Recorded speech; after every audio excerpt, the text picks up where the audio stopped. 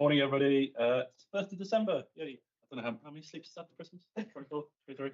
Anyway. It's a dank and dismal Dorchester, isn't it? But hopefully we can brighten the mood with some good news about ECO. So I'm Councillor Nick Ireland, a leader of council and chair of this committee. Without any further ado, I'll just remind you to introduce yourselves when you speak first time, just for the benefit of anybody watching. So we go on to apologies. Lindsay Watson, Democratic and Government Services. No apologies, just to note Councillor Ryan Hook is attending online. So we have in the pack the minutes of the last meeting, the 15th of September 2025. Any members of the committee have any issues with the accuracy? That's Ryan's hands up, so in which case I'll sign those as a true record later. Any declarations or interest from members of the committee about anything on the agenda? Nope. Item 4 is public participation, and there's been no questions received. Item 5, questions from councillors, no questions received. Item 6 is the forward plan, which is for noting. It's in the pack. Any members of the committee want to comment? No. Okay, in which case we're straight on to item 7, Dorset Council Commissioners Report. Ross is going to present that. Thank you. Ross Bowell, Head of Service for Health Education and Commissioning. The focus in the past couple of years, as reported to the shareholders, has been around the stabilising core performance of the school, managing growth in both terms of physical works on site and establishing the class structure for the school, and working between ECO, the school leadership, and Dorset Council as commissioners. The good progress in that is covered in the Ofsted report and the Chair of Board report and the annual performance report that is coming up later in this agenda. So what the Commissioner's report has done here is highlighted some of the added value and innovative elements that are now being developed on top of the core provision that has been established. So we've highlighted in the report some of the virtual classroom work to support children with EBSA, emotionally based school avoidance, and also the support that the school is providing to some children with very complex needs whose needs are not met elsewhere in the system. In terms of pupil numbers, there's currently 137 pupils on roll, 134 DC and 3 non-Dorset Council.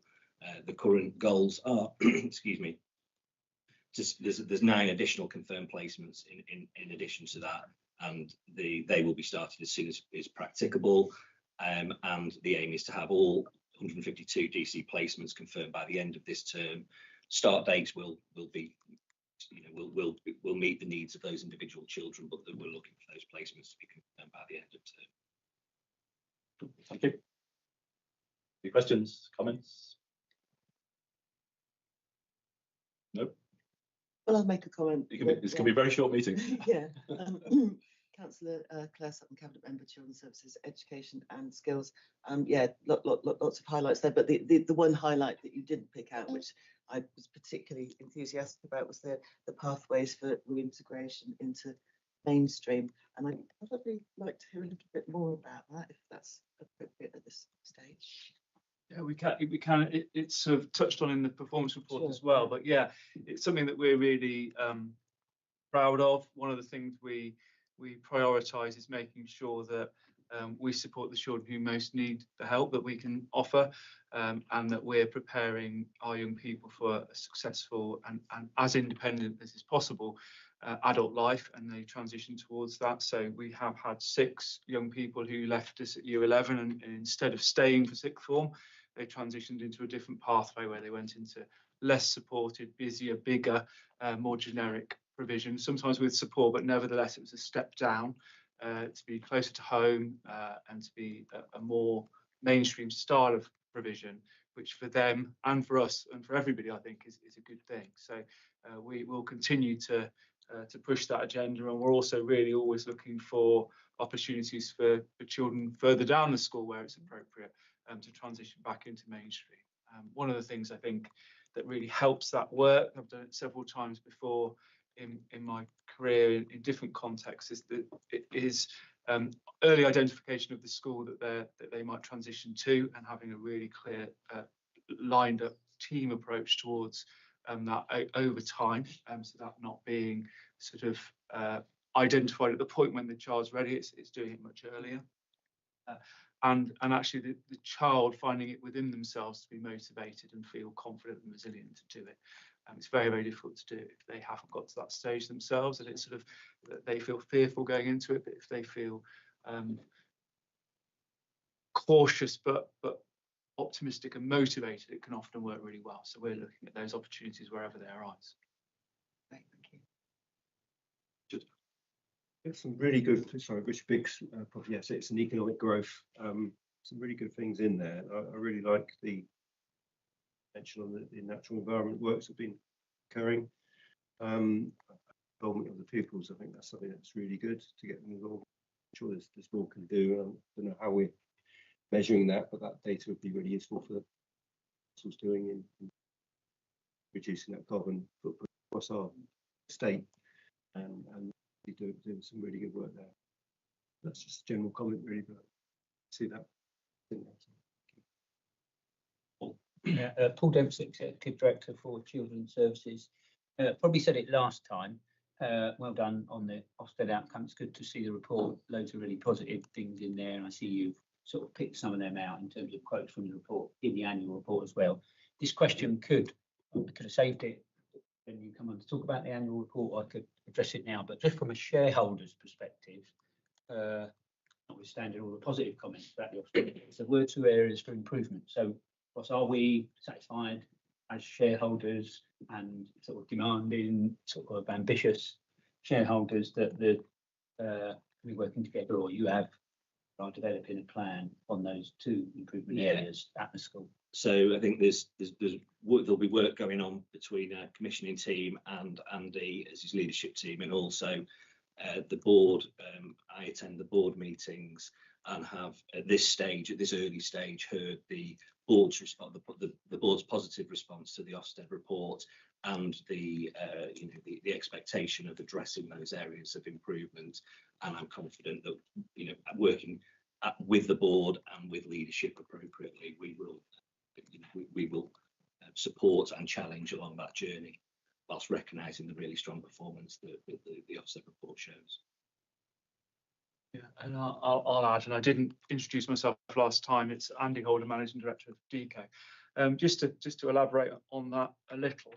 So obviously the Ofsted visit found that all of the independent school standards were met, and that in all categories the school was found to be good, and in one it was outstanding. So the even better if recommendations are about building on that. Just to reassure everyone, those were already identified areas that were within our school evaluation and our school development plans. They weren't new to us at that point. They were already things that we were working on. It's just that Ofsted came in and agreed that they were the right things to be working on. And I absolutely can reassure everyone on top of the answer Ross has just given, that they've got our full attention. We had a meeting with our school quality committee just on Friday, and a large proportion of that meeting was set aside to look at the Ofsted areas and the recommendations to make it even better. And as a member of the school quality committee, absolutely, that's what we were doing on Friday. And just to say that even if every area of a school is outstanding, there is always something, and there is always an area for improvement. And it's about how we engage with those areas of improvement to lift from good to outstanding, and then discover what more we need to do. Can you introduce yourself? Sorry. Oh, I'm so sorry. I'm Frances Nicholson. I'm a director of the Dorset Centre of Excellence and a member of the School Quality Committee. Apologies. I'm gonna say something. I'm just going to play devil's advocate. So based on Councillor Sutton's question, so DECO is a commercial organisation. So the fact that we're trying to get children back into mainstream education is great. Somebody may argue that it's not in your best interest to do that, i.e. keep it place. Somebody may say that. I'm not saying that. Can I come in? You can in a second. Is there a process that where we monitor in terms of a governance point of view? And does that make sense?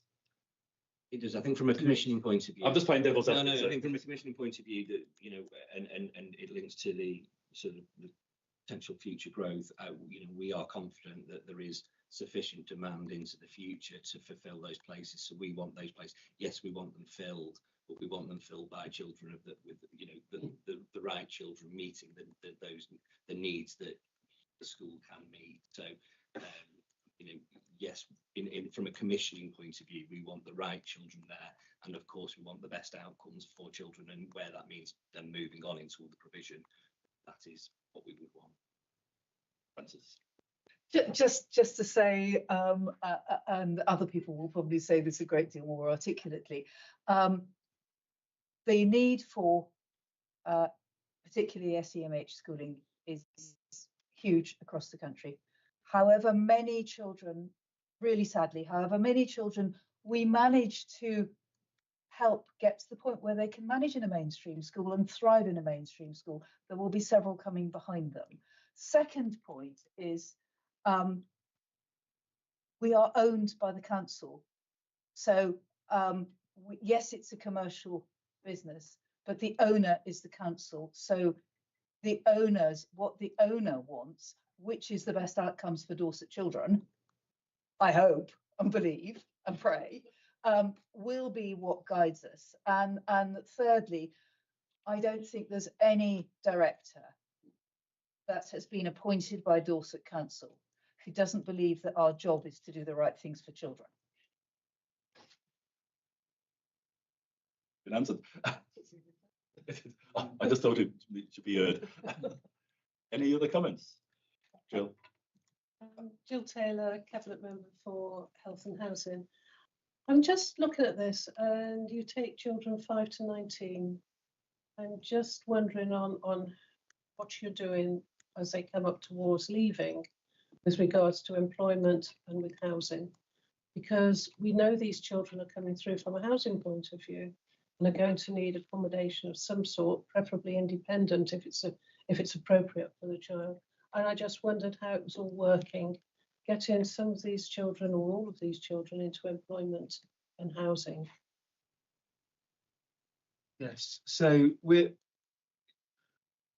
work on their transition out of our setting doesn't start when they're approaching that age. It starts years before.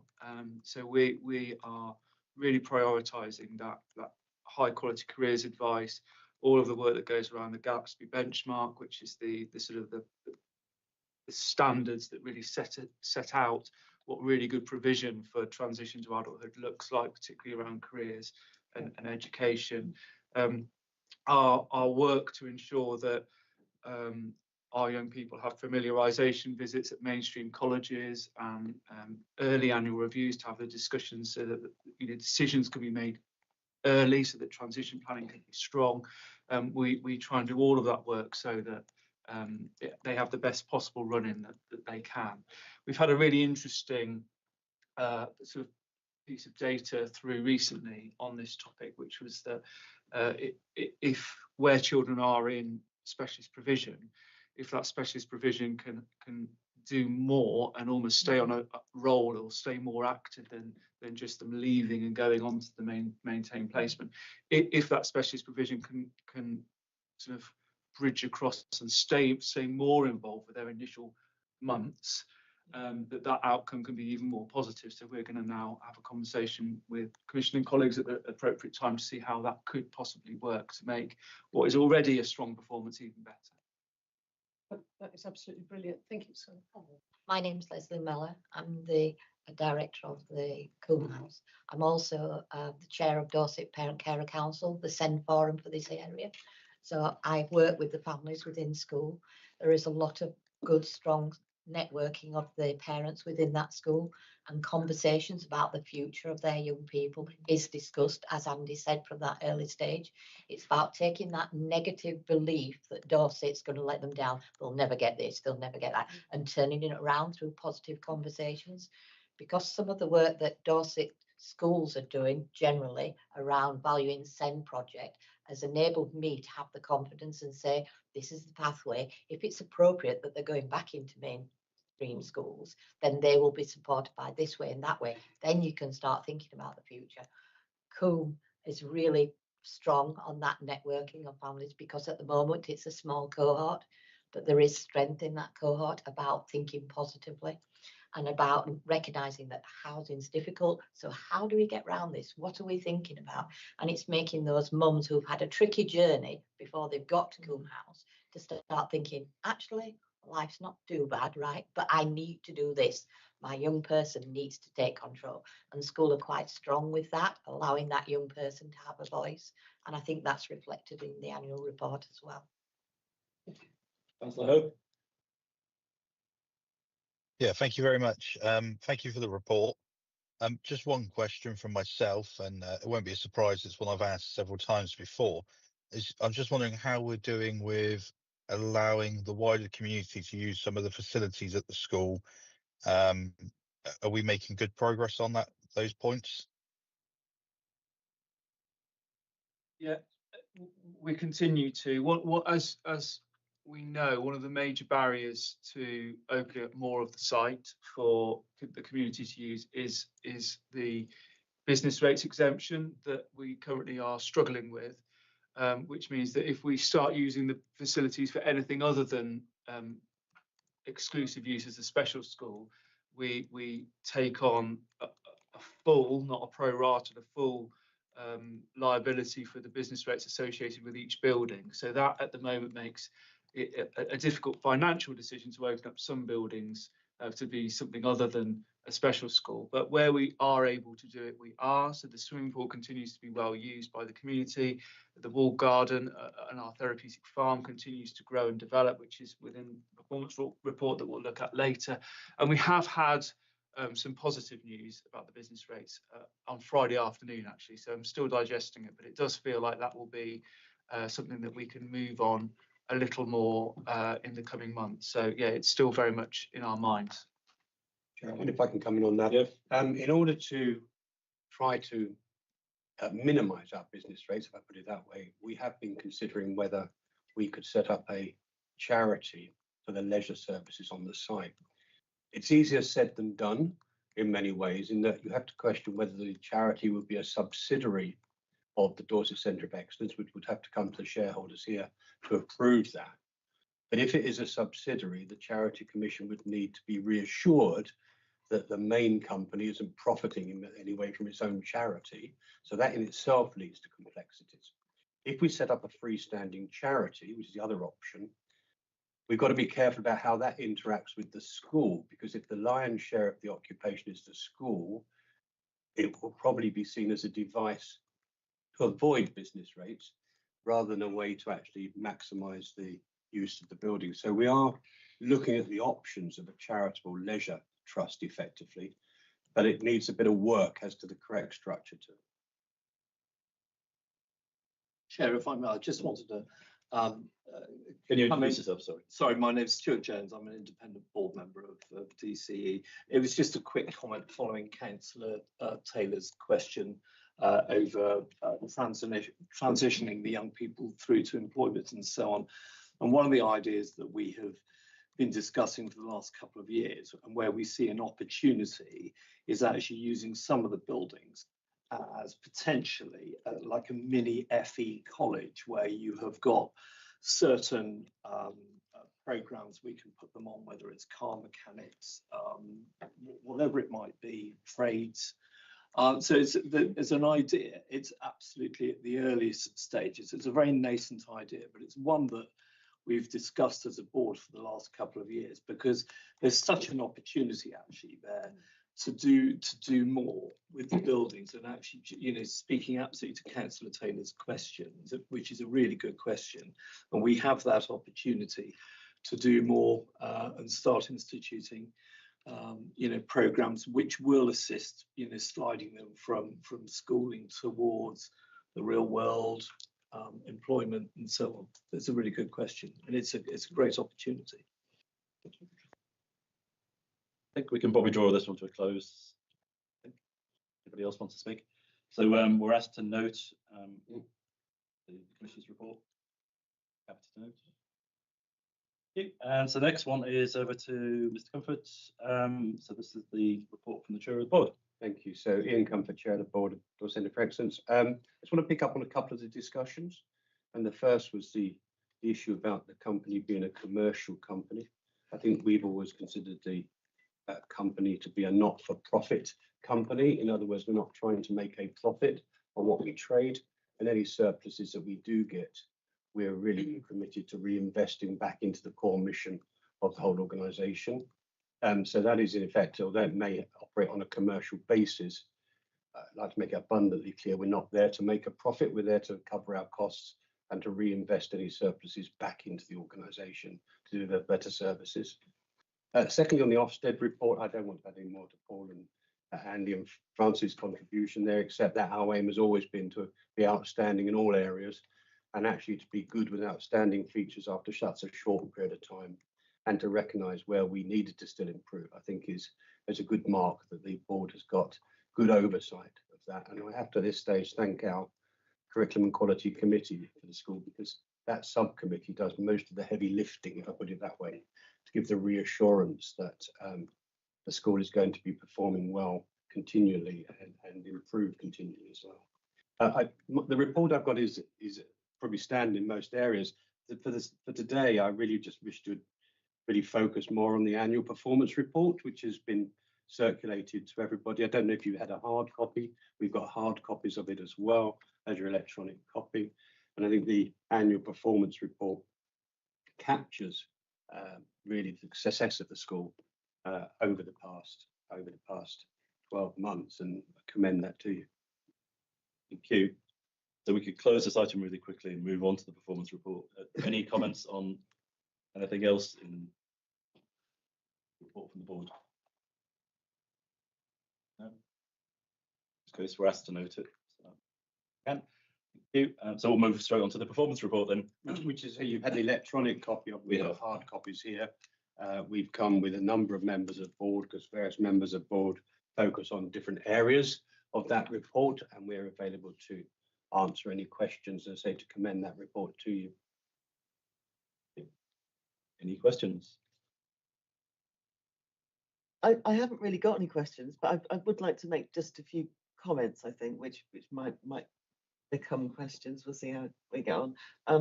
I really love the style of the report. I know that's only a small part of it. So starting off with the stuff from the kids, you know, when I passed my first exam ever in English and maths, it made me feel like I could achieve anything. And all this stuff is obviously just genuinely encouraging. I loved your introduction. And particularly, I've highlighted the paragraph. I won't bother scrolling down to find it. The emphasis on the holistic approach. You know, you're absolutely not just talking about exams, obviously, and absolutely not just talking about the school experience, but equipping young people with the skills to, you know, and the resilience to sort of move through life is great. You know, really above and beyond stuff. Now there was one I thought I've got to squeeze a question out of this one way or another. So the parent feedback was also great, and the supporting kids to develop strategies to share vehicles. It's fantastic news. Okay, yeah. So this is the one I thought I could turn into a question. The fact that 100% of kids who are entered for their GCSEs for maths and English. Now, obviously, we don't want kids being disappointed by failing, but the fact that it's 100%. Does that suggest that actually it could be considered that actually we should be putting more kids in? Yeah, no, it's a fair challenge. I mean, within the outcome data in terms of qualifications, there's a sort of a wide range of options. Entry level qualifications, moving into functional skills level 1 and 2, and then at the top we have the GCSE entries. We are confident that we are offering the right amount of challenge in some of those other levels of qualification. We do see young people not quite managing to enter the room or to finish the whole assessment, or even if they do, they don't quite kind of come out to the end. So we are getting to the point of supported failure, which shows us that we're not keeping them all too safe and unchallenged. It's certainly a fair thought about the GCSE and at the very top of the qualification ladder, are we putting enough challenge there? And I'm comfortable that we are, because as you have alluded to, it's a very careful balance between which young people have got all of the necessary components within them to be able to sit that exam, and their academic ability is just part of that sometimes, and it's their social, emotional, mental health, the resilience elements to it which come in.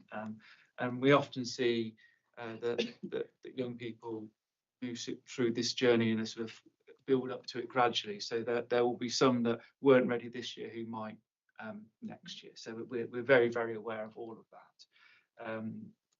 Yes, and the only other thing I'd point you to as well is the Key Stage 4 options on page 17 is another way that we're offering challenge. So rather than just the maths and English, what we're doing for Key Stage 4 pupils this academic year is we've gone out as well as up. So the number of options and the number of courses we're offering has vastly developed. So there's challenge through that route as well.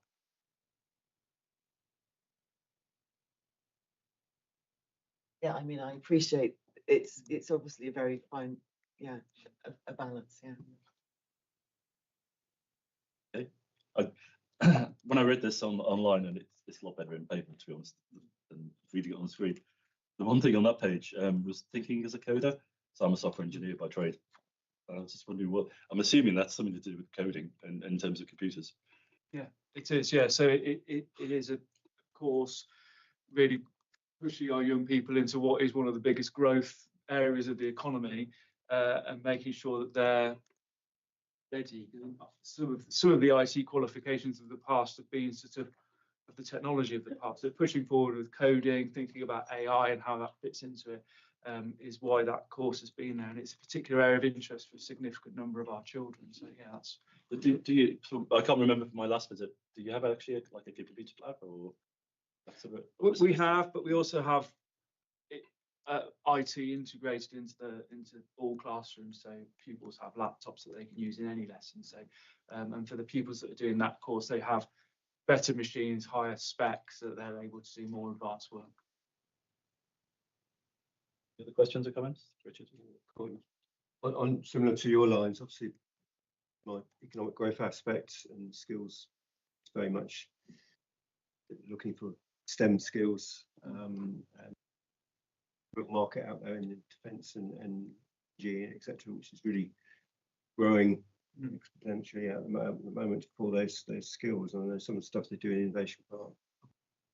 We could get some of your youngsters down, you know, STEM workshops that they do. You know, sounds great. We could do.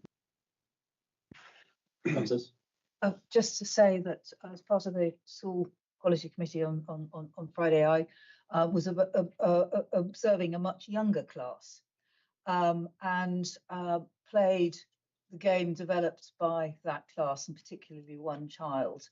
I'm a rather more junior software developer than you, sir, but I was very impressed by what had been produced, and just how carefully thought through the progression in the game had been. It was I thought a good and impressive piece of work, and much lower down the school than the options being chosen at this stage. I was recently at Way Valley, and they use and could do, as many of the schools I think in Dorset use Minecraft. Do you use Minecraft? Yeah. Really good. Yeah, it's excellent. So pretty good. Paul. I'd echo Councillor Sutton's comments. I thought really good, really set out in a really helpful way. So really enjoyed that. Could you say a little bit more about how you're working with other schools? There's a sort of page on that, and then just in the section before that, you refer to thinking about options that might mean potential pupils could attend a specialist setting closer to their home. Just sort of explore an idea. So I want to a bit more. Yeah, sure. So the work with other schools comes back to, you know, on page 45, our values diagram there. It refers to that top one really. So every child can thrive. It speaks to the idea that we want to help the system, we want to help all children, even the children that aren't necessarily on our roll and attend our school. So it's a sort of a higher level intention, really. And so where we see opportunities to do that, we're really keen to develop those as arms to our provision. We meet with particularly the North Dorset heads, and we are kind of currently weighing up options about how we could work with them. The optimal way, I would have thought, is for our intervention to be found in alignment with the council, so that it's part of a wider strategy. But there are other options open to us as well, because a lot of those head teachers that meet with Darren Hart, our head teacher, are really calling out, saying that they want some of the help and some of the expertise that we've developed, and we see benefit in that because we're sure that we'll learn something from them as well. So it's those sorts of ideas, working in a locality, potentially offering outreach, training, shadowing, all of those sorts of things is the sort of thread that they're asking for. But the question about how we do that is open for debate, really. We can either just crack on, or we can do it in partnership with the council, and it could be part of your wider strategy. So we're open to both options, really. Yeah. Thank you. Helpful. So discussions to pursue. Any more? That's one Yeah. question. It wasn't very clear. I'm Jane Purnell. I'm the Corporate Director of Education and Learning. It wasn't very clear from the report what age range the pupils that are attending are at the moment. What age is your youngest pupil? We're registered from 5 to 19. Our youngest pupil is around 7, without having to sort of dive in. And yeah, so we haven't got the very youngest at the moment. And we also aren't going up to 19. So yeah, we're experimenting with going into that sixth form provision, making sure that we get it right, making sure that when we offer it, it will definitely meet needs, and that those young people aren't better placed at mainstream college nearer to their homes. But yeah, we've got the capacity to go full range. We haven't got the upper and the lower. And so in terms of a follow-on, if I may, in terms of the attainment for those younger pupils, are you measuring small steps of attainment, or is it likely that they may, for example, take phonics screening checks? Yeah, so we're constantly developing the way that we assess our children. The curriculum model that is which David's on sort of sets out the sort of overarching model, which is a holistic approach, and each one of those sort of sections of our curriculum wheel are assessed in different ways. But of course, they're measured using sort of your standard national curriculum progress levels. They are doing phonics screening, they are doing phonics assessments. They're following that high level pathway for reading, which we've talked about. I think we focused on that in our last annual report. But yeah, we've got a range of ways of assessing how they're doing, which is scrutinised by our school quality committee. We're done. I'd just Yeah, like Councillor Sutton. a wider comment. From a Dorset Council Children's Services perspective in particular, we're very much talking about an ecosystem of schools, aren't we? Obviously here we're looking at one particular part of that ecosystem, but the way all the different settings, mainstream, specialist, interconnect with each other is sort of the holy grail, isn't it, of delivering the best education for all our kids. So it's just a sort of overarching comment about what we're collectively doing. Yeah. And my sort of summary really of the report is just to sort of highlight what I think is interwoven within the whole report, is that we have done more this year, and I think we've got capacity to do more again. We all know the long-term intention of the company was to grow the school beyond its current capacity. We're still enthusiastic about doing that. We know there's work that needs to happen in order for us to get there, but we're already representing really good value for money and saving a significant sum compared to other independent providers. But we can do more, we can grow, and we can offer more support to other schools if that's part of a wider strategy and if that's welcome. So going back to my previous question, which was set in the context of national press, basically describing special schools as an investment, and they're seen as a cash cow. I think from what we're doing as Dorset Council is actually, we're investing in our children. We're not investing in the pounds and pence. So that's the difference. And you're not asking us to make you a profit. Exactly. In which case, I think we can note the report. It does look great. It looks great in paper. We did send these ahead in printed form. I don't think Okay, we didn't get them.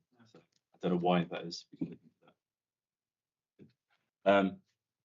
Okay, and it's going in front of Cabinet in January as well. That's right, yes. I believe. Information. Can't remember off the top of my head when that is, but I think it's the very end of I think it's towards the end. January, Yeah. Okay, thank you.